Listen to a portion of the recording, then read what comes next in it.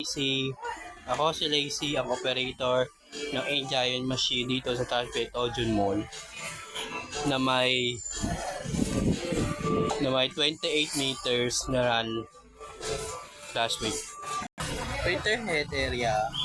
Ang huling palit ng printer head area, ang white May 4, 2024. At ang color naman ay February 26, 2024. Copying area na may 90% condition. Headlink.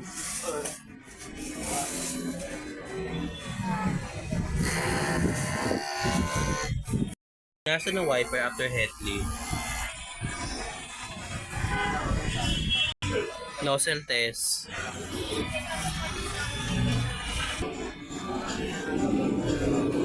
Ang ink system ay tama lang level.